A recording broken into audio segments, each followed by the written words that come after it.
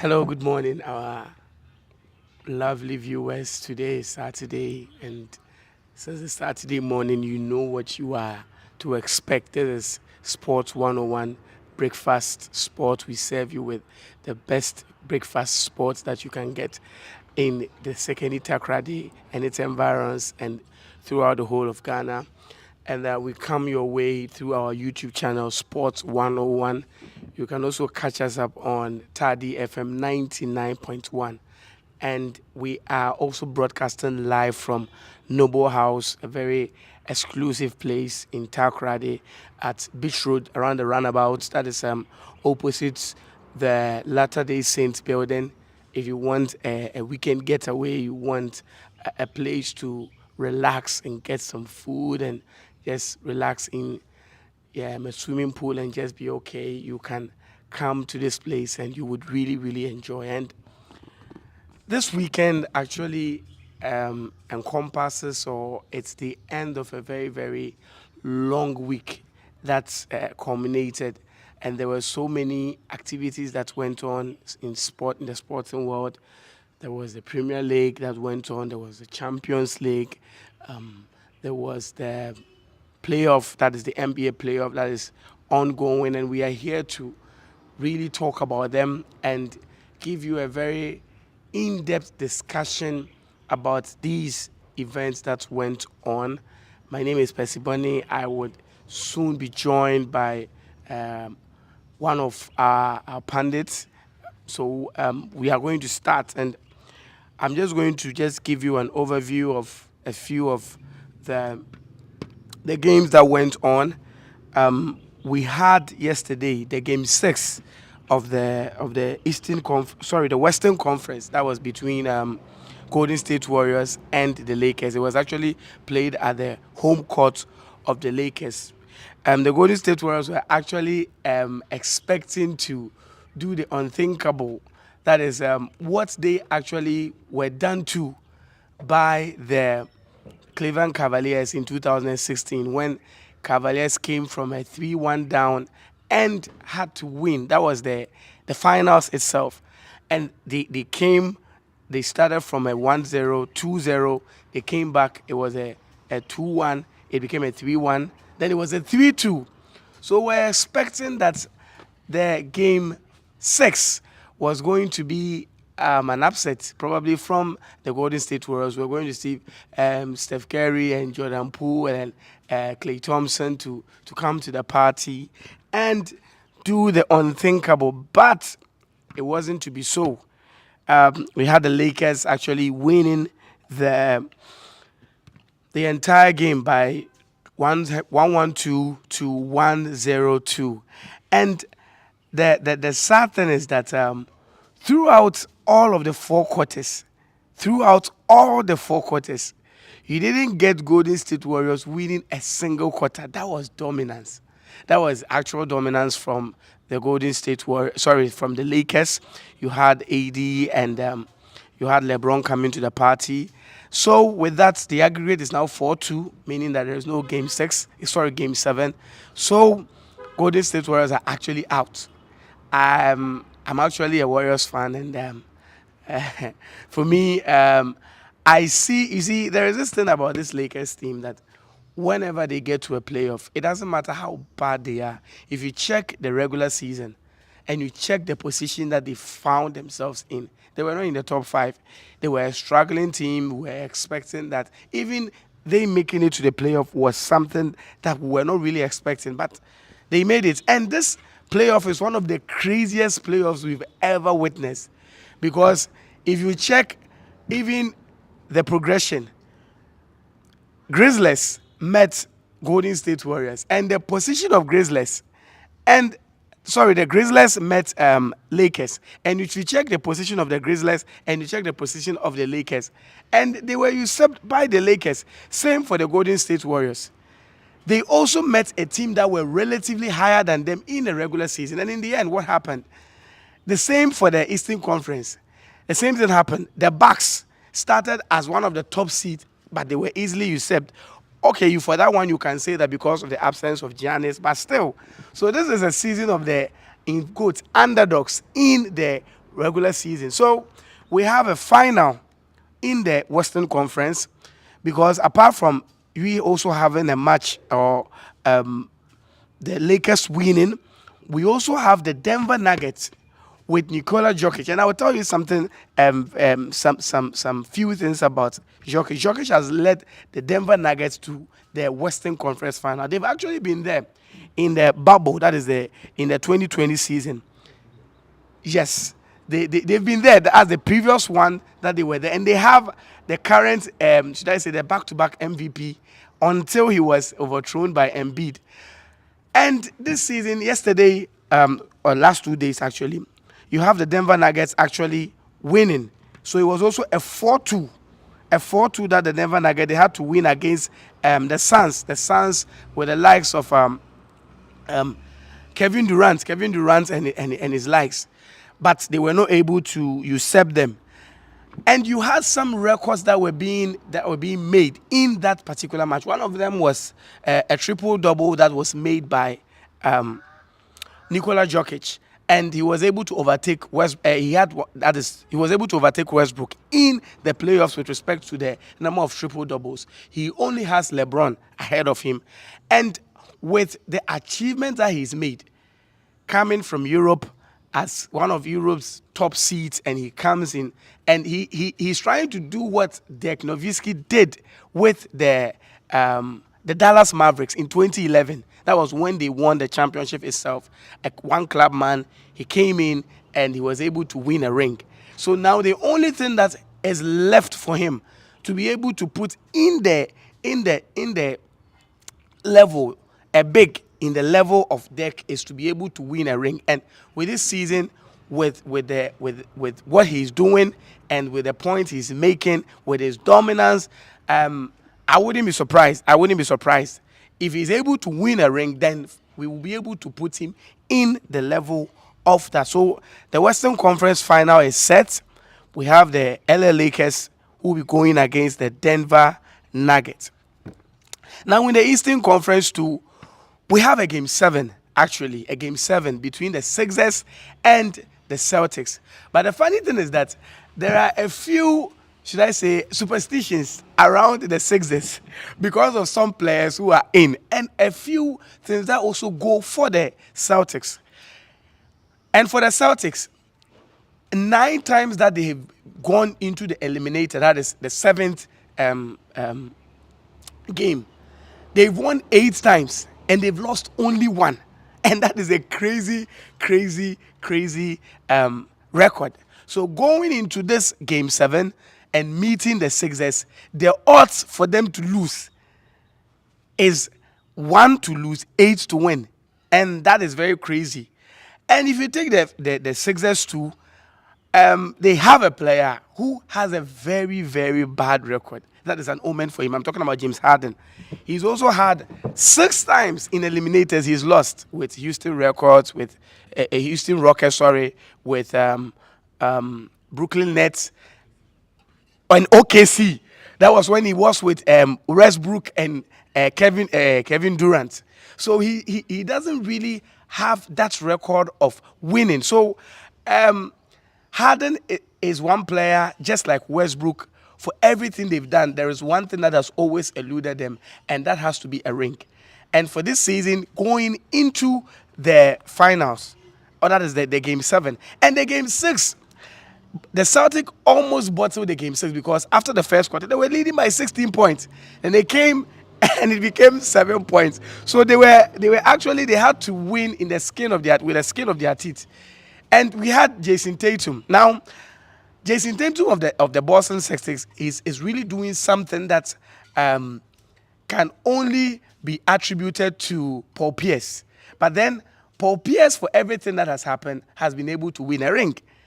Tatum is not at the level of Paul Pierce, but with the level that he's going, if he wins a ring and he's able to be this consistent, maybe we may not put him in the confines of maybe Bill Russell or maybe Larry Bird and all the likes, but maybe with respect to Paul Pierce, with all that he's done. So for that, there is a game 7 for the Eastern Conference, and And we also have another match that will be between the Knicks and the Heat. For that, that match has actually ended, and we have the Heat actually waiting. They are actually waiting for the winner between the Celtics. And you see, last season we had the Heat going to the finals.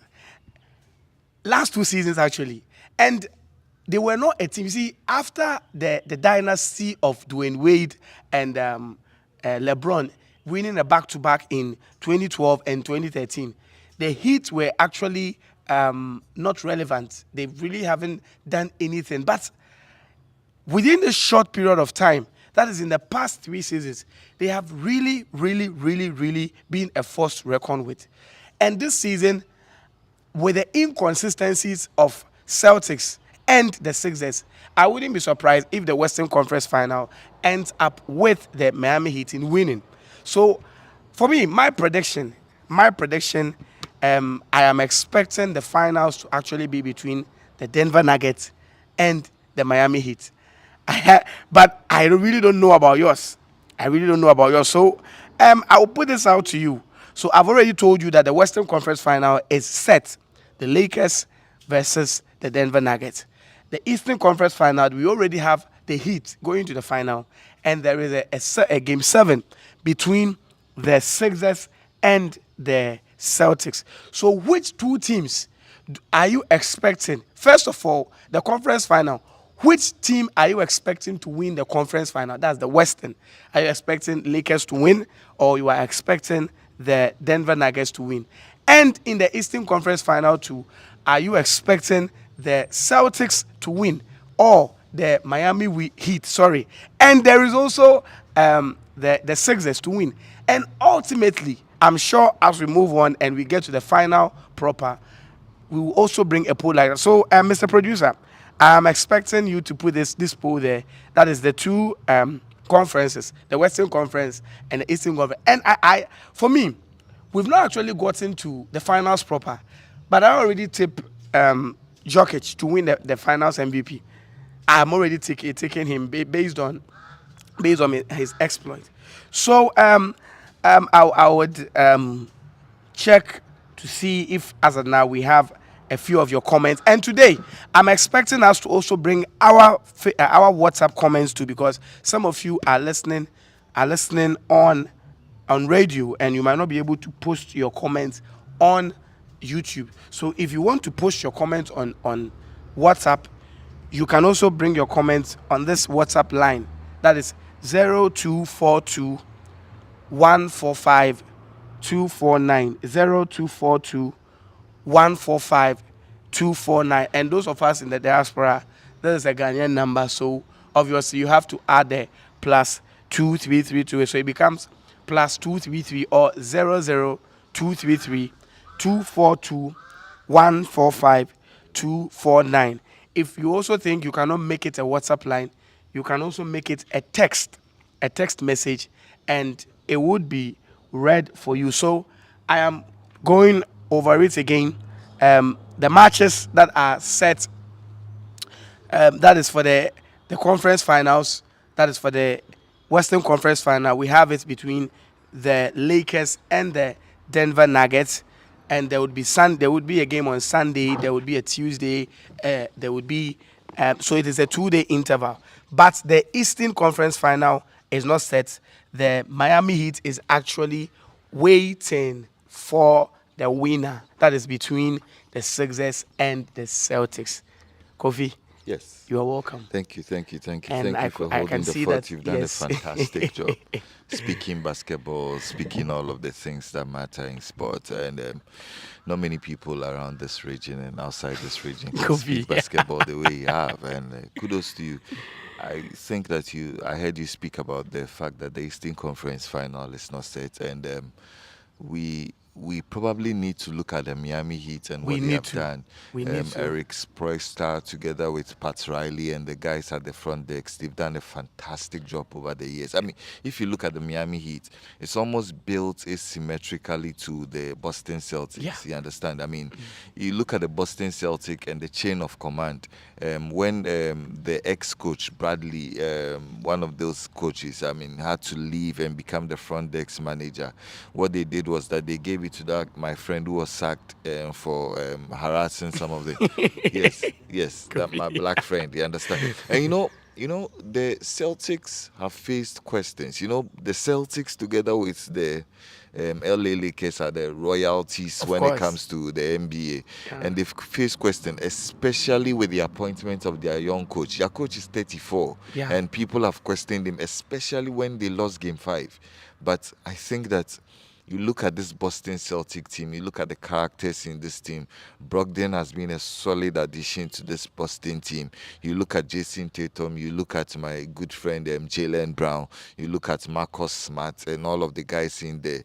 I think that Al Horford, they've done a fantastic job. And playing against the 76ers tonight, I mean, Doc Rivers has his own challenges. Doc Rivers, the coach of the Philadelphia 76ers, he has his own challenges. I mean, but I am tipping the Boston Celtics to qualify tonight. I think that I just give the stat here that I- if they get to Game 7, 8 times they win. I think that One time. they are a different beast. They are They a get different there. mentality. Because if you watch Game 6, Jason Tatum did not have score any points in the first half. Yeah. He came to life in the fourth quarter. Yeah.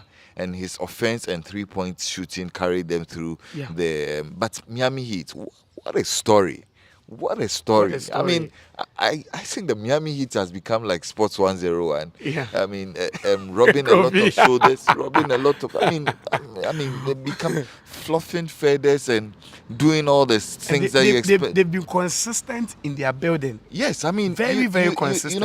The Miami Heat have taken characters that ordinarily you probably want to consider as outside stones. Yeah. You understand? I mean, or rejected stones. And you look at Jimmy Butler. Jimmy Butler has always been a fantastic basketball player, but he did not have the attitude. Yeah. He was a bad boy, the bad boy of the NBA. You understand? So a lot of people had issues with him. I mean, Jimmy Butler, when he was a kid, was probably a lower version of Kyrie Irving. Yeah. Everywhere he goes, yes, his talent has never been in doubt, but a lot of controversies around him, a lot of attitudinal issues around him. like he's But you got a look at what turnaround. they've been able to do, you look at the drafts they've made, you look at the plays they've made. I think that the Miami Heat, together with the Lakers, I mean, the first time a 7th and 8th seed have That was gone what I was all saying. the way to the This NBA season itself, finals. this I season mean, itself, it's come just on. crazy. It's Come just, on. It's just And crazy. for me, I think that they deserve a lot of credit. They I mean, do. They last do. season it was the Miami Heat and the Boston Celtic. And last 2 Celtic, seasons, yes. they went all the way to the Yes, final. Yes, and they were beaten. I think even in the bubble, they were beaten by the Lakers. Yeah, You they were understand? In beaten by the 6. Lakers, yeah. And so they have been consistent. They may not be on number 1 seed. They are blown away. If you look at the manner that they had to do away with the Milwaukee Bucks, and the manner that eventually had to get the Milwaukee Bucks head coach fired. You understand? I think that the Heat have been super. They have And been super. I wanted to ask you this question. Is it that based on this trend analysis, let's just take this season, can we say that the big weights, that is the Cathedrals, prefer reserving their energy and just focus on the making the playoffs? Because it's more like those times you could take maybe the Bulls of the 90s. 97, they could go 72-0. They will blow you away in the regular season and come into the playoffs and blow you away. But it's more or less like recently, the teams are more like adapting the strategy. Because you check all those who have made it, we're not even in the top 5. You talk of the Lakers, you talk of the Sixers, you talk of the Phoenix Suns. Look at what was done to them. So is it that now the teams are trying to reserve most of their energy, just make it to the playoffs? Because you check the Lakers, it was like even with AD and LeBron. They were more like managing them. They managed them in games, but when you go to the playoffs, they've just unleashed AD. They've just unleashed LeBron. Well, for people who know the NBA is all about the playoff. It's all about the postseason. You understand? I mean, that's where the glory is won. You remember the that famous dynasty of the Golden State Warriors when they had Iguodala, when they had Steph Curry, when they had Draymond Green, when they had Klay Thompson firing. That season they set an NBA record. You understand, of the most wins and the least number of losses in the regular season. In the postseason, they made it all the way to the NBA final, and that was the season that they blew away a 3-1 lead. Yes, I mean to the Cleveland Cavaliers. And so I think that when it comes to the NBA and postseason, it's all about planning. It's all about looking at the matchups. It's all about strategizing, and I think that is what most of these teams have done well. Yes, we can talk about the fact that some number one seeds have been able to do it. You look at the Denver Nuggets; they have been number one all throughout in the NBA. In fact, no, they were second only to the Milwaukee Bucks. You understand, but number one in the West. They've been able to maintain their shape, and what they did was that towards the end of the season, they had to reserve or tank, as it has come to be known, some of the regulars, you understand, so that they save their energies for the particular playoff run, you understand. But I think that it's all about strategizing. It's all about looking at the matchups. It's all about gauging who your opponents are and then re-strategizing to suit wherever position that one you more find one more yourself thing in. before we move away from there. If we are talking about coaches who are put on that level, that is the best of the best, you can talk about my what you call it, San Antonio Spurs, Popovich. Yeah. You can talk about Phil Jackson. Yeah. Can we say that, for me, whenever we are talking about these coaches, the first names that come are Popovich, Phil Jackson. Can you say that with Pat Riley, with whatever he did with the Lakers in the 80s, that is with Magic, and even with the Heat, yeah, and now front desk manager, CEO. Can you say that, because there are not so many managers who ended up becoming coaches who became managers. You can talk about players who became managers. You can talk about Jerry West. You can talk about players who also became coaches like Phil Jackson. But a coach who became a manager who became a CEO, and with what he's done, for Phil, his rings speak for him. 10. Yeah. And it's, even as a coach, it's crazy. You can put that aside. Between Popovich and Pat Riley, if you are told to pick one of them, putting Phil Jackson aside, who would you go for?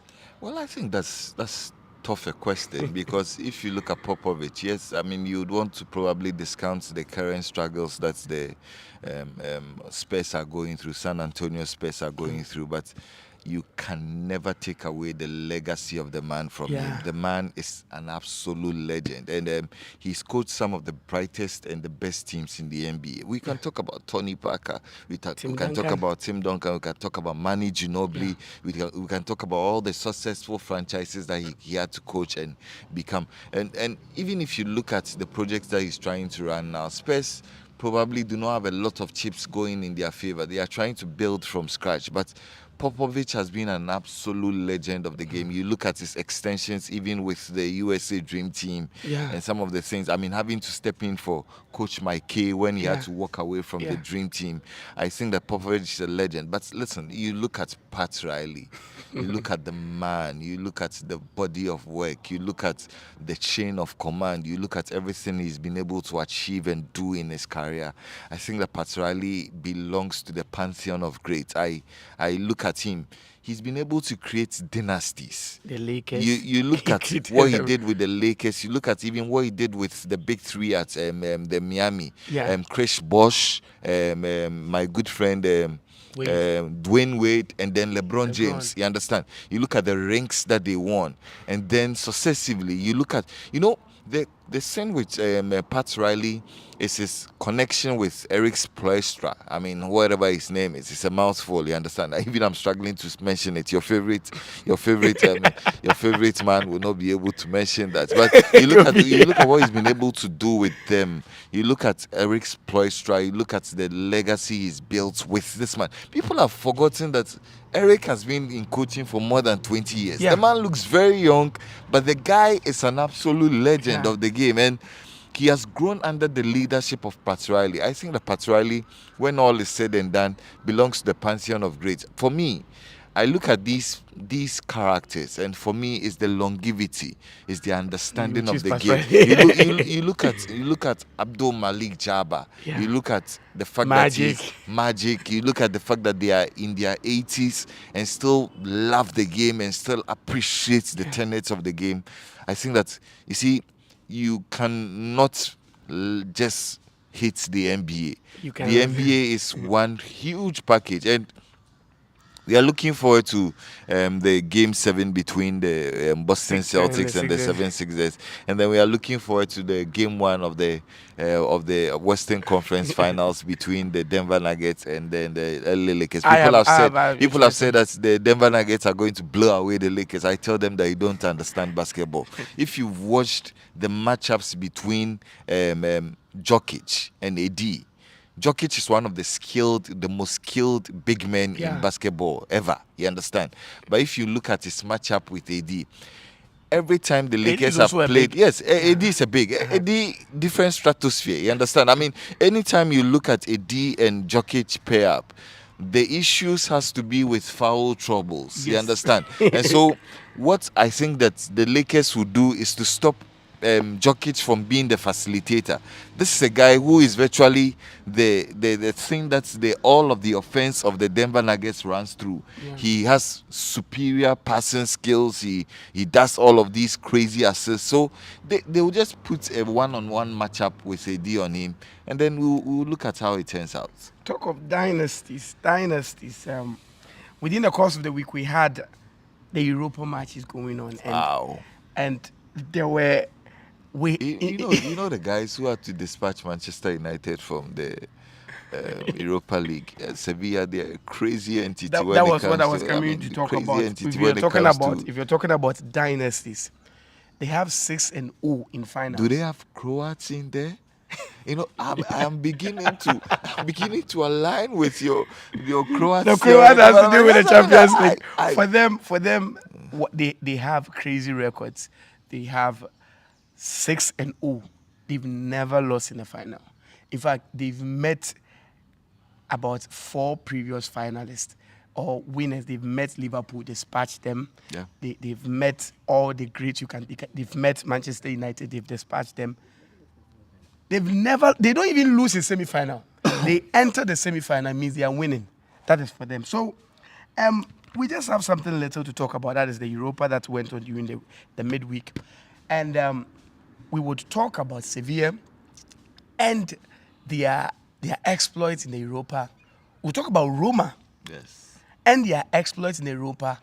And we'll talk about these Italian teams. You see, for me, I stand by that. This is more or less like a deja vu A renaissance. of the Italians in the 90s. Some people tend to forget that in the 90s, the biggest league was the Italian league. Yeah, I agree.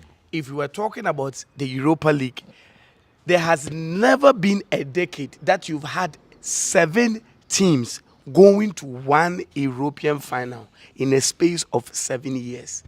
It's Wow. never happened. Wow. In the 90s, or in 1990, you had what you call Fiorentina and Juve. In 91, you had Roma and Fiorentina. You've had Inter and Lazio. And it's not even that one team goes to the final. You have 2 teams from the same country. You had Lazio and also Inter Milan. That was where in the 1990s, that was where Ronaldo had to Do all the crazy things. that was where Ronaldo and Ivan Zamorano, that was where he did that step over and threw the goalkeeper away. One of the best goals in any final ever. So the Italian teams, this time having about 4 of them in that is the double Europa. It is something that has been happening.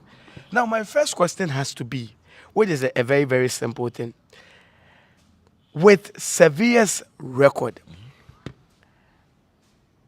comparing Sevilla's 6-0 and Real Madrid's 14-2. That is, they've won 14 times and lost twice In the semi-final. in the final. Wow. Entirely. They've gone to the final 16 times. Lost only twice. Wow. Wow. And a team has gone 9 times and lost 7. Juventus. Wow. Wow. Now, with respect to these, Sevilla 6-0 and Real Madrid 14-2, which one is greater? Well, I think, Actually, Sevilla is semi-final to final 6-0. wow. And Real Madrid is 14 finals. That is 16 finals, winning 14. Wow. Well, the truth of the matter is that we cannot fail to stop eulogizing Real Madrid. Real Madrid are at a different stratosphere.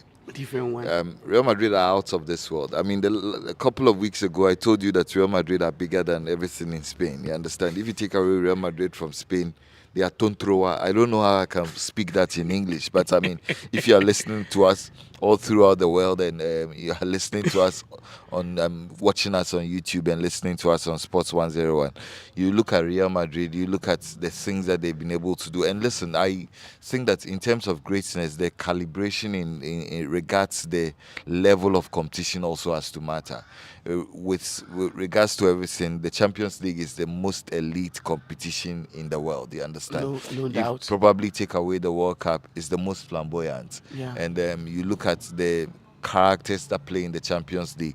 He has probably an amalgamation of the best players in the world playing there. So for Real Madrid to do what they have done, I think that is super, you understand? But there again, you'd have to zoom in and look at context. Sevilla are a big team, but they are relatively small. You look at their finances, you look at how they've been able to deal with some of the issues that have happened to them. You look at even this Sevilla team, the kind of things that they've gone through this season. They were almost on the brink of qualification. You know, Yeah. in this La Liga, it had to be Sevilla and Valencia. Yeah. The two big teams who were almost flirting with relegation. Sevilla has left Valencia. Valencia is still flirting a bit But with they relegation. will not be relegated. Yes, I mean, so you look at the context, you look at Sevilla and everything that they have been able to do with their minimal budget, with the kind of players they've been able to attract. Yes, they may not be good enough for the big boys, but that's why the second-tier European competition was created. So that is why I admire teams like Sevilla because they found a niche and carved a niche for themselves. Yes. I think that as much as I would want to probably eulogize Real Madrid and their greatness, it's almost expected that Real Madrid will go to the Champions League final. It's almost expected that every time they will win the Champions League final. I can make a prophecy now.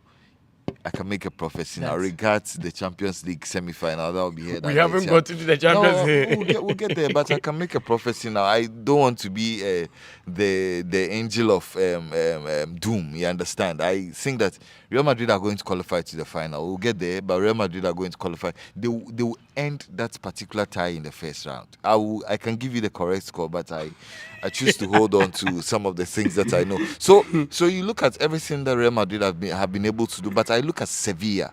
I look at the people who have coached the unit. You understand the kind of players they've been able to attract, bringing players virtually out of obscurity and then making them great. I think that Sevilla deserves a lot of mention. I watched their game against Juventus 2 days ago.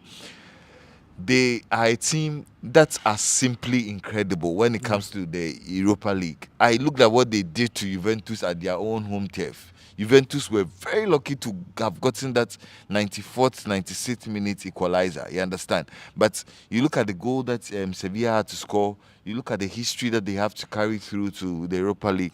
I think that I would very much align with the Sevilla feat because of sentiment, because they are a small team, because they have a relatively meager budget. They would have to push above their shoulders to be able to compete against some of the teams in that particular division. I think that Real Madrid, Real Madrid are are not just a big club; they are a super rich club. You understand? They can almost price away every player in the world, only if you want to play for them. I mean, we are hearing that they are almost tying the knots with Jude Bellingham for so much. You understand? So Real Madrid have always been the creme de la creme. They spent, but you look at Sevilla. And the teams, look at Sevilla and Manchester United. Look at their budgets. Look at their size. They actually had Stoke City stealing a player from their noses. Yeah. And Munchi, that was their sporting director, Yeah. could not understand that a team like Stoke City Could steal a player from under the noses of Sevilla. and So- and he actually couldn't understand that a team like Stoke City. The funny thing is, I'll just bring you a few things. You know that Sevilla were playing Division 1 in 2001. Wow. That was 22 years That is ago. Secunda Division. Secunde. Secunda Division. They You're were. beginning to sound like my friend. Secunde. Secunde division. So the funny thing is that they were actually in their version of Division 1. Wow. 2001. That's a meteoric rise. They've won the league once. Wow. Only once. Wow. They and Nottingham Forest has a very funny record. They won more European titles than their league, Wow. which never happens. Wow. Nottingham Forest has won the Champions League twice with only one league. Sevilla has won the Europa League 6 times with one league. In fact, they've won more Division 1 titles than even their league title. 2000-2001, they were in the Division 1. Then in 2005-2006, they started something very, very crazy. That was when they really started invading Latin America with Munchi. And that was when they started invading and they brought in the likes of, Dani Alves. They invaded Africa too. They brought in Freddy Canute. Yeah. They brought him in with all of these players. And then they found Sergio Ramos. They found Sergio Ramos. He was actually from their academy. Yeah. Then they were able to beat Middlesbrough in the Europa League final. It was UEFA Cup. And they met Barcelona. Barcelona were in the peak of their powers. That was when Ronaldinho had gone rogue and they were able to usurp them and win their first Europa title. 5 years earlier, like I told you, they were in the Division 1. Segunda division. You see, now, with what they won in 2006, they couldn't win again. They were more like a middle table team because they had been in the wilderness for long. So they were there. They had a Spanish team even coming to win 2 times before they were. That was Atletico Madrid yeah. in 2010 and in 2012. So they were still there. And they were still in the business of continuing with their, their project. And after winning 2006, they started recruiting the Spanish, I call them Spanish misfits. One of them was Jose Antonio Reyes. Who ended up at Arsenal eventually. Yes, he had gone to Arsenal. He went to Real Madrid and things could not work out for him. And he came back home. They recruited and they brought in Unai Emery. And when he came in, he started from 2013, 2014. They won the Europa. 2014-2015, they qualified for Champions League. They dropped back to Europa and they won. Yeah. 15-16, they qualified for Champions League. They drop and come back and they met Liverpool. And after that time, Liverpool were the most successful. They had won 3 times alongside Inter Milan 3 times and losing 2 finals. I remember that final. Koke. And the captain Juventus were also the finalists. So it means Liverpool were as successful in the Champions League as Europa. So they met in the final. And the first half, Liverpool scored. Liverpool were playing them left, right, center. Storage. They That's had when actually- Storage they was had- there. I even thought the match was over. Then that was when we had Kevin Gameiro Kevin Gamero. and his likes coming in. Yeah. And they were able to usurp them and actually win the match. And after winning, Unai Emery had a chance and went to PSG. Munchi left and also went to Roma to help with the Roma project. It was when one of these days we'll talk about Munchi. It was when he went to Roma that with the likes of Raja Nainggolan and your favorite player, Kostas Manolas. Manolas. 2 years later, The Greek freak. after going there 2 years later, they were able to sell players and get so much money with the likes of Lucas Digne, with the likes of Alisson Becker, getting so much money, Edin Dzeko, and they were able to get into the Champions League semi-final. Munchi left eventually to Sevilla. And the funny thing is that when he went back to Sevilla, that was when they met Manchester United. Wow. Well, I think... And they were able to win again. Well, one of these days we'll talk about these celebrities. I think we have to talk about Munchi. So Munchi, Paul Mitchell, these guys, fantastic sporting directors. I think we There's another one. Jean-Michel Aulas. We have to talk about him with the Renaissance. Aulas with Lyon. Yeah. When he took Lyon was also in Division 1. Yeah. They were in fact they were debt stricken, and he led them to 7 consecutive League One titles without buying flamboyantly like PSG has done. And produced players consistently like Karim Benzema, removing Real Madrid from the Champions League. Yeah. So with that one too, they were very, very, very. Now, apart from that, we also have to talk about Roma. Now, Roma are perennial underachievers. Before Mourinho came, or in all the entirety of Roma, they have only about 3 relevance. Relevance number 1 is hosting a Champions League final in their own turf, Stadio Olimpico, and losing to Liverpool in 1985. Now, the second one was with the likes of Gabriel Batistuta and this player, Emerson, the Brazilian Emerson. They were able to win the league in 2000, 2001. And they were also able to win the Coppa Italia in 2007 or so. Since then, they had never, ever been relevant. Now, they had changed coaches. We've had Spalletti coming in. We've had Rudy Garcia coming in. There were times we thought they would be able to do some things. Then it was always almost inconsistent. Then they bring Mourinho in. Mourinho comes in. I told you they brought in Munchi so that they'll be able to make up for all of those times that they were not consistent. But he couldn't stay. He had to go back with the Sevilla project. With what Mourinho is doing at AS Roma, if Roma wins this Europa League, will you put Mourinho in the pantheon of probably the greatest coach ever? And before I say that, he's the only coach to win the 2 types of treble. When I say 2 types of treble, only 4 teams have won the lower tier treble. That is to win the UEFA Cup, their league, and their their domestic cup. You've had Dynamo Kiev doing it. Liverpool has not done it.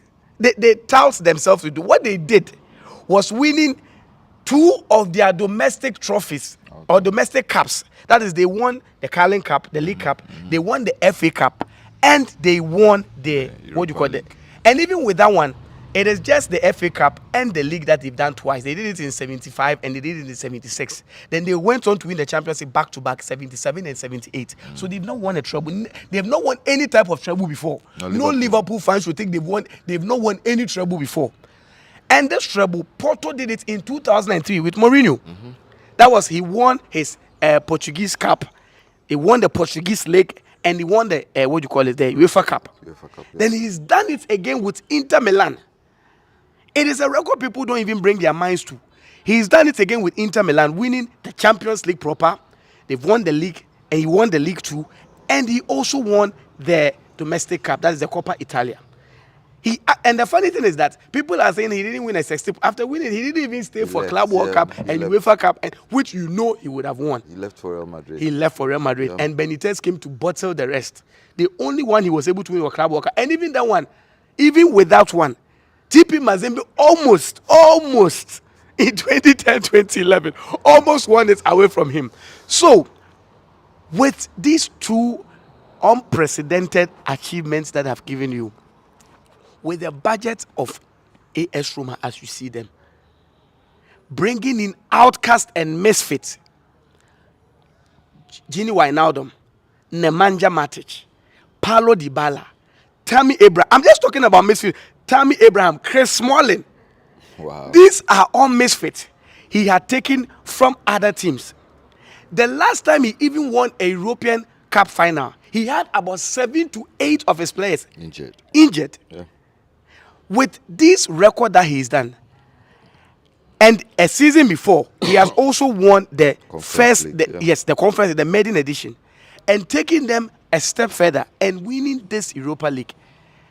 Can you put him in the pantheon of probably saying that the two best coaches, or let's say the best coach ever, based on his budget, based on where he finds himself and the situation he finds himself in? Will you put him in that and say that? Well, I think that in my books, three best coaches ever: Sir Alex Ferguson, Jose Mourinho, Zinedine Zidane. You can quarrel and argue with everything that you want to do. I don't care. I don't care. Kofi. My three best coaches Kofi, ever. Let no, me Kofi. repeat it again. Hold on. My three best coaches ever: Sir Alex Ferguson, Jose Mourinho, Zinedine Zidane. Before The you continue, rest- I just the want to say rest something. can I just want go to say something so to that wherever probably they want to. maybe it might help you with your choice. Vittorio Pozzo is the only coach to win the World Cup twice, back to back with Italy. I'm just saying it so that you might consider. You might consider. You can also talk about Vicente Del Bosque. Is the only man to win the Champions League, The World Cup. to win the World Cup, to win the European. Euros, to win the league, to win the cup. That means he's the only man to win everything there is to win as a coach. You can talk about Carlo Ancelotti. Yeah. The only man to actually win a league in the top 5 leagues in the world. Well, He's- let me- and he's let also me- won the Champions League most times, 4 times. Well, probably What based makes on the you- information you have given me, let me expand it to my top 5. Okay, best coaches expand it ever. to top 5. Let me expand it to So my expand top 5 it, number best 1. coaches ever. You know other: Alex Ferguson, Okay. Jose Mourinho, Okay. Zinedine Zidane, Carlo Ancelotti, and Vicente Del Bosque. The rest can go to Vittorio wherever Pozzo they has won the World Cup back to Oh back. no! I 34 and forget 38. forget about. I mean, those were the days where the offside rule was not in place. Yes. What about Pep Guardiola? No, Pep Guardiola cannot be in the top 5. No, Okay, you tell me he why cannot be in my top 5, and I'll tell you why. I mean, in the history of football, there's not been any manager who is a checkbook manager more than Pep Guardiola. I think that the things that people say about Pep Guardiola, they are myths of dragons, of unicorns, of dinosaurs.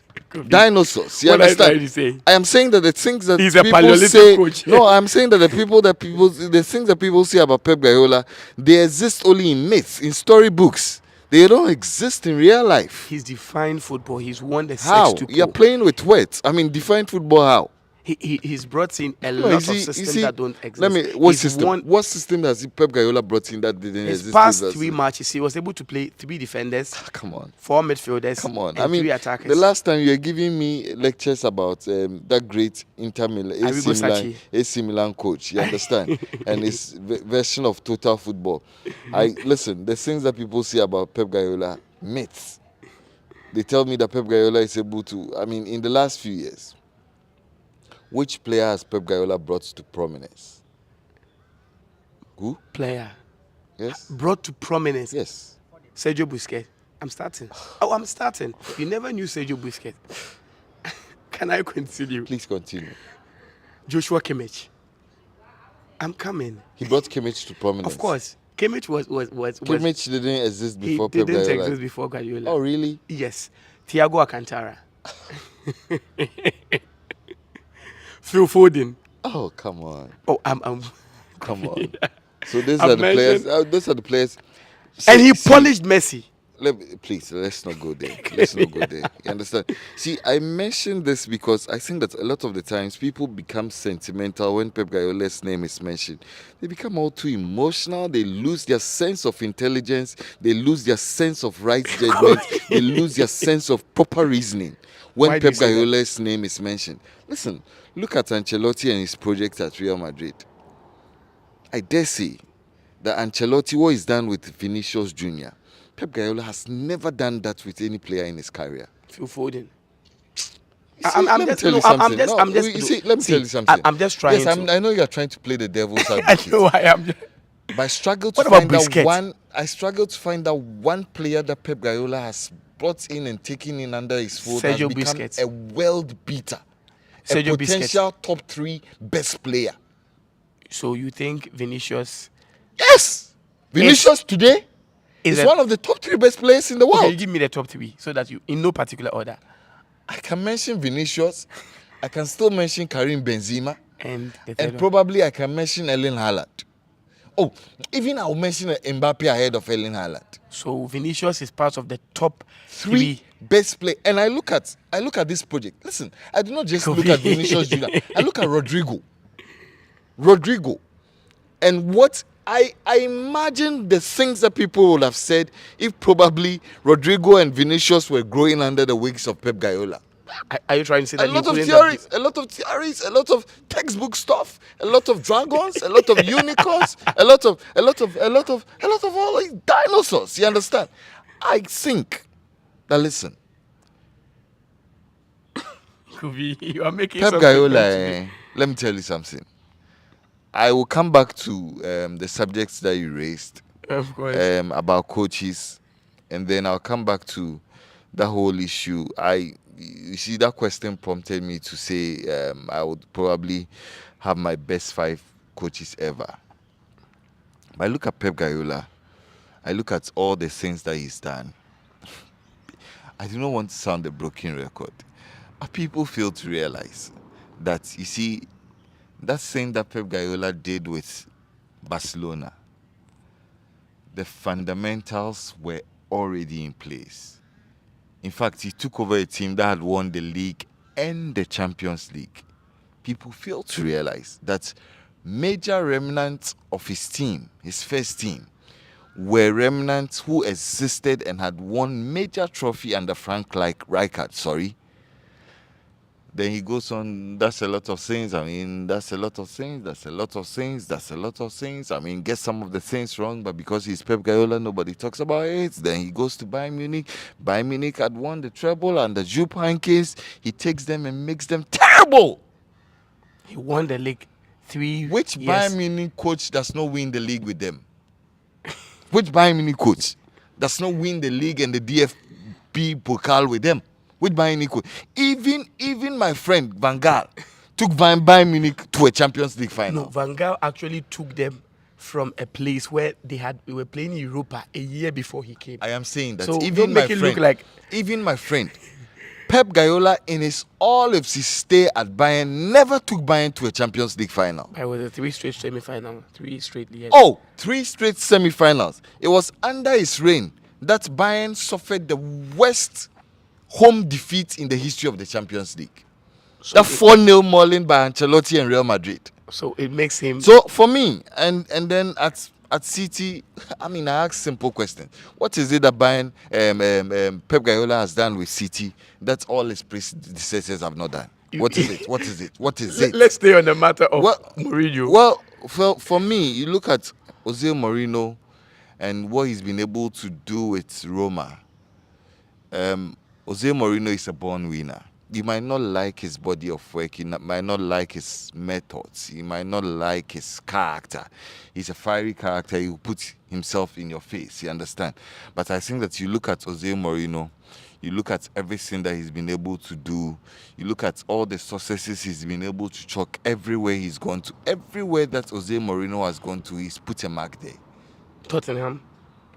Oh, I mean, Tottenham is a failed project. I mean, we've all come to that realization. I mean, that's why some couple of days ago, I was saying that you cannot rate Pochettino's time at Tottenham and use it against him, because more accomplished managers in the sense of Conte, in the sense of Mourinho, have come and found it impossible to do their work at Tottenham.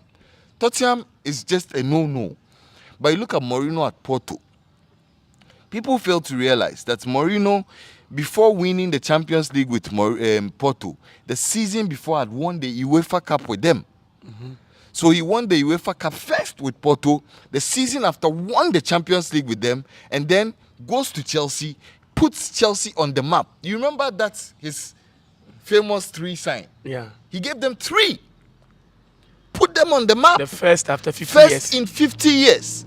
and then made them a force to reckon with. You understand? 3 straight And semi-finals. you cannot dispute the sort of verve that Mourinho brought to the EPL. Because he came at a time where there was the dominance of Alex Ferguson, and that there was that It dual was actually dominance at of the Alex back of Ferguson the back of the and Arsene invincible. Wenger. You understand? So Arsenal were in he the- came and became the guy who was almost impossible to beat. He brought he actually holds the record that Barca wants to beat. He went the whole season. He lost only once. Is it once or twice? Yeah. And twice. Yeah. And the goals that were scored against them were not up to 20. Yeah. 15 In fact, goals. I mean, listen. Which was crazy. So you look at his record at Chelsea. You look at everything that he was able to do defensively with Chelsea, Carvalho, John Terry, and the records that he set with Chelsea. I think that it was almost phenomenal. And then he moves on to Real Madrid. Some say that he chased Guardiola away. That You know, that was Yes, popular saying. he let Guardiola go into sabbatical. I mean, he Some are also sent saying that Guardiola had to go No, and no, he had refresh, to take him do a into- refresher no, he had course. to take him to sabbatical because even Guardiola admitted that it took a mental toll on him. His battles with Jose Mourinho, it took a big mental toll on him. You understand? He virtually grew He could beyond put his age. Esteban Granero in Oh, Mourinho, an El stubborn man. Clasico Stubborn first man. 11. You don't know the No, position he plays. No, Mourinho, He will stubborn man. bench Ozil, Nah. who is actually his top assist Nah, maker, Mourinho, and stubborn put in man. two defensive. That is, he will put in Lassana Diarra, Yeah. add Esteban Wow. Cambiaso, Wow. Esteban Granero, and Xabi Alonso. And he will put Di Maria, Ronaldo, Higuain, and Benzema. And you don't know the position that Granero is playing. And at the end of the match, you have about 3 red cards, and Madrid has won. So he's the reason why I said that is that I can give you a few of the players that actually, or a few of the coaches that are actually in that circle. You can talk about that is, you can talk about Ancelotti winning 4. You can talk about Unai Emery winning the Europa League back to back. You can talk about Ferguson winning it twice. You can talk about Guardiola winning it twice. You can talk about Zidane doing a 3-peat. You can also talk about Bob Paisley of Liverpool winning it back to back, and the Nottingham Forest coach who also won it back to back. And you can also talk about Heleno Herrera winning it back to back with Inter Milan. You can also talk about Bella Gutmann winning it back to back with Benfica and also going to the final. So with this, Mourinho has won the Europa twice, Champions League twice, and the Conference League once. Why would he become the GOAT of European competitions with somebody already winning 4 of the Champions League, somebody doing a 3-peat of the Champions League? Why would someone put him ahead of someone like Zidane Ancelotti or Zidane? Yeah. Why? Well, I think that it's basically simple. Everywhere that they've been, he's conquered them more. You understand? I think that there's no denying the fact that when it comes to the Champions League, Mourinho has already put his stamp there, doing what he did with that Porto team, doing what he did with that Inter team. You've spoken a lot about that Inter team and the misfits that he put in that team, and then the team that he was able to create. You understand? So when it comes to the European game, the highest level of European game, he's been able to do it. Yeah, then we come to the UEFA Cup, he did it with Porto. Even before he launched into the deep, you understand? Even before he became a celebrity coach, he had won the UEFA Cup with Porto. And then he did it also with Manchester United. That's again, Manchester the Europa United. League, that's Manchester United team. And then you look at everything that's happened to him afterwards, then going to Roma, doing it with Roma in the Conference League. Now he's almost on the verge of doing it. I was just checking the Italian Serie A league table. They are 4 matches away from playing 38 matches. They are languishing somewhere around the 6th position, but realistically they can qualify for the Champions League. And winning the Europa also. Yes, I think that he's done a fantastic job with all of the teams that he's gone to. He's shown that, I mean, he doesn't necessarily need a lot of money to be a good coach. So, that's the one thing that sets Mourinho apart from but he's also somebody. a checkbook coach. Yes, he's a checkbook he coach. spends But over $1 billion. he's a checkbook coach, but everywhere that he's gone to coach, he's been able to manage them and get them life beyond their expectations. But I'm Guardiola sure. also managed a lot of players, or managed the players that he You had when see, he went to. all the franchises that Guardiola has been to, they are super rich franchises. Super rich franchises. I mean, he's been at Barcelona, he's been at Bayern Munich, he's been at Manchester City. he calls the sheikhs. Hello, sheikh. If you don't send me the cash, I cannot compete. Then they sign all of these players. They sign off It's only over the defense of 500 over mil, 500 500 of million defense. pounds of defense. You understand? So you look at the profile of coaches that teams that Mourinho has coached. I don't think that they are the same. You understand? This Roma team, virtually nobody gave them a dog's chance to even win the Conference League. Virtually nobody gave them a Especially dog's when chance. they were mauled by Bodo Glimt last Yes, season. yes. Nobody Is it gave them. 4-0? Yes, Yeah. nobody gave them a dog's chance to even progress this far in the Europa League, and I think that he's overachieving with the resources that he has. That's how come I think that Mourinho deserves to be in this conversation when it comes to some of these things that I said. But when all is said and done, I mean, we are back to the EPL. Football is back. My friends tell me that when soccer is gone, when the EPL is gone, soccer is gone, football is back. Are Manchester United going to bottle the top four? Genuinely. I don't think so. Genuinely. I mean, I'm take talking away the now. fact that you support Manchester United. No. It's not because of that. It is because there are a lot of intersection sets that people are not looking at. Now, the kingmakers of whoever will win the league and those who will qualify is again Chelsea. they have determined who wins the league on about 3 occasions. In 2015-2016, they were the reason why Leicester won it that early. In 2019-2020, they were the reason why Liverpool won it that early. And this season, they play Newcastle, they play United, they play City, and they play Arsenal. They play all the 4. Now, if you check, let me just take the league. If you take the league table, if you take the Premier League table, which is very funny, City are leading with 82. Yeah. Arsenal 81. Of course, City has a game in hand. Newcastle 65, and United 63, and Liverpool 62. Tottenham 57. Now, the next fixtures, that is today's the next matches that are to be played. Today, yeah. We have United meeting Wolves. Yeah. Newcastle is going to Leeds. Yeah. Now, Leeds is a relegation threatening team. Yeah. Wolves are Leeds are 19. Yes. Wolves are more like They are safe. They are safe. They have 40 points. Now, you have Arsenal meeting Brighton. So we are not even talking about those who win the league. Arsenal, Brighton, they will do things to themselves. They will do a lot of damage. They will do things to themselves. Everton, City, we are not really, because they have also qualified. Then Leicester, Liverpool. This is the first hurdle. You know, Liverpool has lost about 8 matches away. One of their worst away performances. If you take the top 4, the team with the worst away performance in the first 5 is Liverpool. Leicester is not, in fact, they are not looking to go in on relegation. Yeah. Because if you take Leicester's position on the league log is they are 18th. 18th. And they are playing at home to Liverpool. They have 30 points. So this first hurdle that is between Liverpool and Leicester and United and Wolves. And I just gave you that of Newcastle and Leeds. And Leeds too have just appointed who? They have appointed Sam Allardyce. And Allardyce, we know him to be a master of getting people out of relegation. Newcastle is also going away. So if you take these two games, and Newcastle, their last match, they actually lost. Yeah, they lost to Arsenal. 2-0. They lost to Arsenal. Yeah. And you know that it is when you win your matches, that gets you on the winning ways and that mentality. They were just lucky that United also went to bottle it at, West Ham.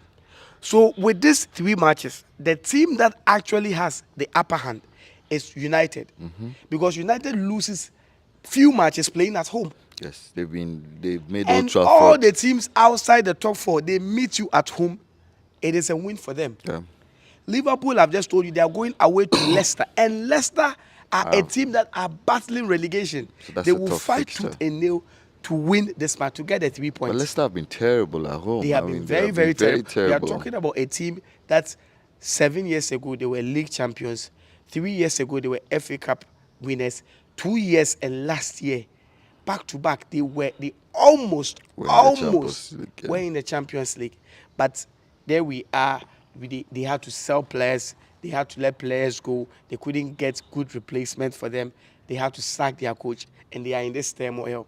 And you can't blame it on the loss of Vichai Srivaddhana Prabha. The son has been able to do a lot, but I think, you see, a big team will always be a big team, a small team will always be a small team. It doesn't matter the intermittent successes that you get. You need a lot of money. That's what happened to Deportivo La Coruña, winning the league in 2002-03, getting to the Champions League semi-final by beating AC Milan. But it is not a dynasty. It is just a quick success, just like Monaco with what they did in the Champions League semi-final. That is what has happened to Leicester. After winning, whatever goes up comes down. They were not able to handle the success well. There were times they had to actually sell their big weight and get a lot from whatever they sell. There were times they were supposed to sell James Maddison. Yuri Telemans almost left to Arsenal, but they decided to keep them. And if they had let him go, they had let Maddison go, and probably allowed the Yuri Telemans to go, just like they did for Kante. You know, they did it for Kante, they did it for Mahrez, and they were able to bring in the likes of new players. They brought in Wilfred Ndidi, and they also brought in a lot of players. Harvey Barnes. They brought Harvey Barnes also in, and they were still competing. That was what got them to almost get into the top 4. But then this time they are not really selling. I don't know what they did with the money of Wesley Fofana. They wasted it. They wasted it just like Tottenham wasted the money they spent on Bale. They bought about 8 players, the likes of Holtby, the likes of Ricky Lambert. Ricky. Wow. They bought, and also what Liverpool also did with the money that Arsenal also did with the money that they got from Van Persie. So if you get you sell a player as a team that is trying to come up, you try to do a lot with that money. Wolves were also suffering from the same thing. They sold Diogo Jota, and they couldn't really get a lot from what they sold with. And for a time, they were going down. They let their coach go, and they almost also went into relegation. But now, it seems they brought in their new coach, and they have been able to put this in. They allowed Rui Patricio and the rest to go. That is what is happening to Leicester. So for me, with these 3 teams, I see United have 3 home games, 1 away. 3 home games. To Bournemouth. And obviously, Bournemouth were in the relegation zone. But now, they look a little bit safe. If you check the position of Bournemouth are now 14th with 39 points. Now, in Premier League, we have this saying that 40 points would get you to safety. And if you check Bournemouth matches that are left, they don't really have a lot of big matches to play. So just a point or 2 for them. They play Crystal Palace, who themselves are also safe. So the 2 of them maybe can play a stalemate, or maybe Bournemouth will be able to win. So United meeting Bournemouth will not really be a big deal for them. So they meet Bournemouth, they meet Wolves, they meet Chelsea, and I don't see Chelsea doing anything different from what they've done. Last week's win was not something that I think we should so much celebrate and say that Lampard is turning things around. Probably the players were tired of losing. But with these 4 games, maybe they might get a draw and lose 3. I don't see anything extraordinary. So the best thing is that if you are a team and at this time you meet Chelsea, you do the best and you get your 3 points from them. But Liverpool are on a good run, 6 straight matches, and they've gotten the win. But United will not battle because they have a game in hand. Even with this, they have a game in hand, plus all of this. So for me, I see the top 4 is set. It is whether it's you think that Arsenal are going to have already bottled the league, whether it is City or Arsenal. So City, Arsenal, Newcastle, and United. Liverpool are bound for Europa. Well, what do you also think? That's interesting. I've always held this notion that yes, as bad as United have been terrible travelers. You understand? I think that if United are going to launch an onslaught on winning the league title, they would have to address their away form. They've been terrible on the road. They are not scoring a lot of goals. They are the team with the least number of goals when it comes to the top six. You understand? So United have been not so good travelers in the EPL this season, but like you've pointed out, they've managed to make Old Trafford a fortress, and I think that this is the one thing that will go in favour of them in the home stretch. I mean, United have a game Liverpool, in hand. Once they are able to beat Wolves this afternoon, at 2 p.m., they are able to put that gap back to 4, because it would mean that they have honored their outstanding match. You understand? So they will make the gap back to 4, and then it will mean that everything is back in their hands again. It will mean that they have their own destinies in their hands again. I look at Newcastle, the team that people say that they would probably fall out also. I look at Newcastle.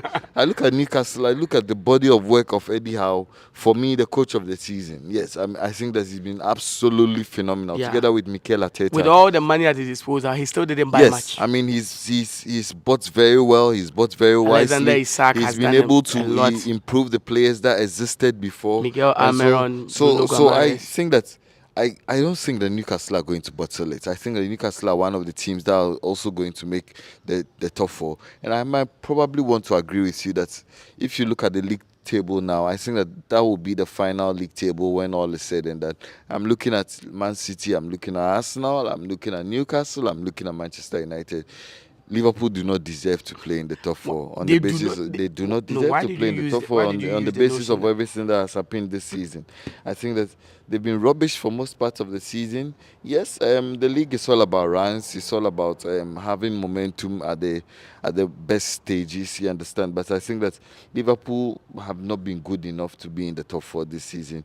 The good news for Manchester United is that Varane is back. He's back in the match day squad. You're going to say that Mason Greenwood has started training. Varane is back. The Greenwood issue is a bit diplomatic. You understand? We have to talk about that. It's a bit diplomatic. I mean, there are people in higher powers who think that he does not deserve to play for the club again. Even the women's team are like, because of women's rights. Exactly. And all of that, so that is quite a diplomatic one. That is quite a more controversial one. And a quick one before we even we have a few minutes left. The Champions League that we had within the course of the week. 2 questions. Mm-hmm. 1, is the Milan derby over? 2, is Real Madrid going to assert their authority and let it resonate in the world that they are still the ultimate deity in Champions League? Or City have an advantage? Very quick one. Well, I think that on the basis of everything that we've seen in the Champions League, Real Madrid are definitely going to be a force to reckon with. And I tip them to beat City at the Etihad. Yes, I tip them to beat City at the Etihad. I say this because when it comes to crunch, City have always fought it. And I tip Real Madrid to go there. But they really played well. They played like their lives. They played very, very, very well. And, people have underrated this Real Madrid team for a long time. And my friend told me that you do not know how good this Real Madrid team is until you meet them. When you meet them, then you begin to appreciate some of the quality. I have never seen somebody run Kyle Walker so ragged. And Haaland was a ghost. Oh, come on. I mean, Rudiger was really on him. We will speak about Haaland in tomorrow's show. That guy. He was literally tapping merchant. A taller, stronger Inzaghi. But taller, stronger. It's not about how you play it. Inzaghi. You understand that? We'll talk about Haaland tomorrow. I mean, you cut away the supplies from him, and he's totally away from the game. I mean, that's why a while back when we had to do that comparison between himself and Mbappe, I was like, really? Why would anybody want to choose Haaland? But he's giving you the numbers. No, he will give you the numbers, but like Real Madrid have shown, when they pair Alaba and then my good friend. The mechanic. You understand? When they pair Alaba and my good friend, he literally went German with him. It's like Dan Koeman and Eric Beckwick. Yes, Rudiger. You understand? Every single place he went to. I think that Real Madrid have shown that when it comes to the Champions League, they are not scared of any opponent. And like I said previously, this game will be won by Real Madrid in the first half. They will kill the tie in the first half. The And tie will be Lukaku might be going into the Champions League final. that's one of the wonders of the world. I mean, but you see, I've looked at Lukaku. I've looked at his form post the World Cup. He was made one of the scapegoats for the Belgians. You Yeah. understand? I mean, because we all knew He's black. some of the things that happened to him when he was going to the World Cup. He was not fit. He was Yeah. absolutely not fit. And then some of the chances that he squandered, and people felt that it was going to be difficult for Lukaku to bounce back from Yeah. some of the things that he had gone through with the Belgian national team, particularly at the World Cup. But I look at how he's been able to be managed at Inter Milan. I think that what's the name of the Simone Inzaghi. Inzaghi has done a fantastic job integrating Lukaku back into the team. What they've been able to do so well is that they have two top-class players, strikers in Dzeko and then Lautaro Martinez. You understand? I thought you were saying Dzeko and Lukaku. Is he not a top class striker? Oh, Lukaku. You know he has the same number of goals as Harry Kane. Yes, Lukaku. Yet you mention Harry Kane and you are like, he is there, he is that player. But Lukaku has the same Yeah, number so of you see, we'll talk about some of these things. You see, you cannot just focus on the numbers all of the time. No, that's what makes him a striker. For me, I think that the details matter. He has the same number of goals as Harry Kane. I know. I look at Lukaku's first touch, I get angry. But I get angry. I mean, that's not how a top-level footballer is supposed to be. It's the end product. I get if you but see Haaland with the ball running, you will never like him. I agree, but I look at Lukaku, I look at his body of work. I don't think he should have been a footballer. I think he's blessed enough to have been a footballer. He's made millions playing football. But I think that's the end of story. It ends at there. But Inzaghi has been able to manage the Lukaku scenario very well. He's been able to play or deploy Dzeko and Lautaro Martinez. And I think that was one of the things that shocked AC Milan. I'm pretty sure that they didn't expect Dzeko to be the way he is playing so well. Dzeko is very much underrated. Of course. Very good player. Of course. Very, very good player. When I look at left-footed players, I mean, I fall in love with them because they play football the way it should be. Dzeko is actually nimble-footed. Yes. He's like Ivan Perisic. Yes. You might think he's right, but he is very, very good with both feet. I remember that Champions League goal he scored against Chelsea with AS Roma. Yes. It was actually the goal of this. It was an overhead cross. Yes. And there's a one touch. Courtois could not see anything. Yes.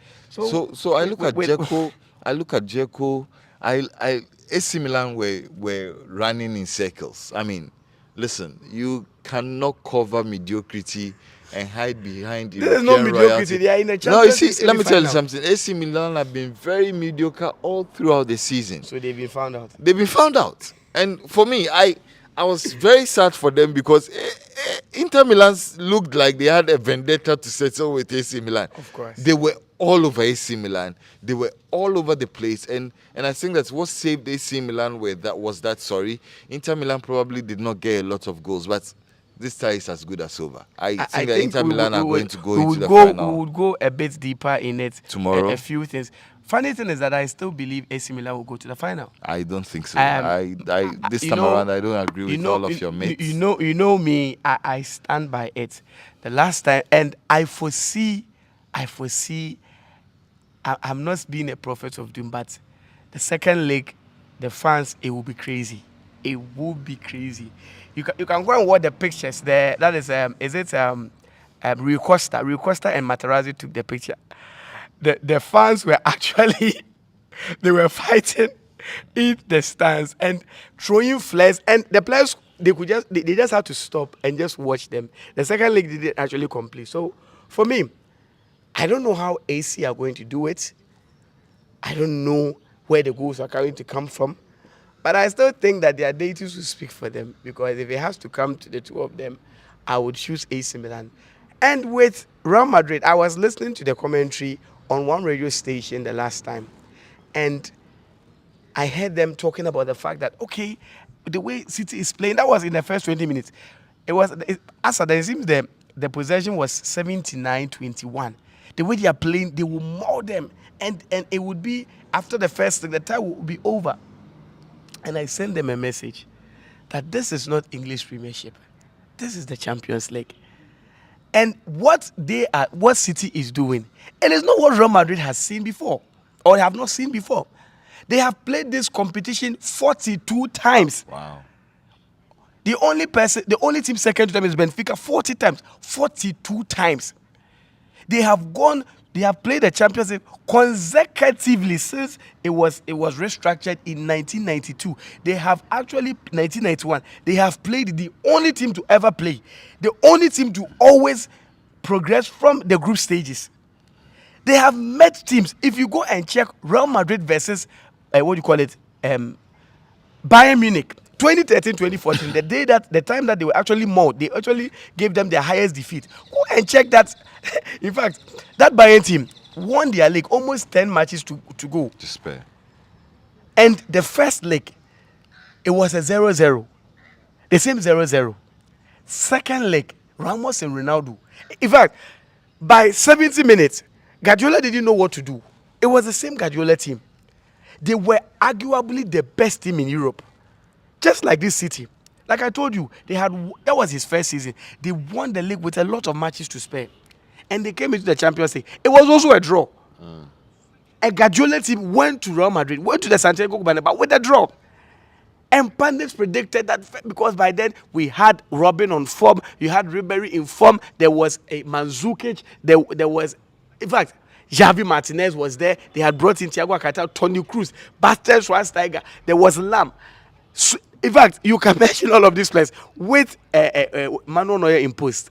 But in the second leg, Real Madrid blew them apart. go and check that counter between Bale, Benzema, and Ronaldo. That Ronaldo actually finished. So you don't sit there and think that because of the way Madrid is not scared by antics with passes and no. And it was the same Ancelotti. So you see, it is the deja vu. Ancelotti is that coach that is very calm. He's seen it all. As a player, he's seen it all. He has been in what do you call it, an AC Milan team that has destroyed a so-called mythical Barcelona that was actually playing the free-flowing football. They actually mauled them 4-0. So I see Real Madrid. It is not an unthinkable. I don't want people to think it is so. Even if they had lost at home, if Real Madrid does anything right now, we don't call it unthinkable anymore because it is now synonymous to them. So for me, I think we'll go extensively and talk about them. Yeah, just before we sign off, I think that we ought to read some comments Okay. from the YouTube page. PK Jester says Aluta. PK Jester says good morning to you all watching live from Beach Road, and you are listening to us live on Tardy 99.1 FM, and then we are shooting live also on YouTube Sports 101. If you have not liked or subscribed to the channel, please like and subscribe to the channel, and then comment on all of our videos. Watch, share, and then be in tune with us every now and then. PK also says that please greet Father Bernard for me. And it's Van Dyke. Van Dyke. That's his new name on the street. These boys, terrible boys. You change his name from Puchu to Father. Father Bernard. And but sincerely, Pep can never be compared to Jose. It's like comparing Chartered House Awards to Grammy Awards. Oh please. Please. And they say BET. Why? No. Abigail says Manchester United better step up their game. They can do better. And on this note, I say that thank you for tuning into Sports. But just before we go, just before you go, today's matches, just very short. United Wolves 4-0. Kofi 4-0. Over 2.5. Let me. I just want to take the game. No. Home team over 2.5. Kofi. Home team over 2.5. 4-0. 4-0. Anytime scorer. Anthony Martial. Yeah. There's a reason why you need to listen to this show. On tomorrow, I'll give you a lot of things. Anthony Martial, anytime goal scorer. In fact, if you're daring enough, make Anthony Martial 2+ goals.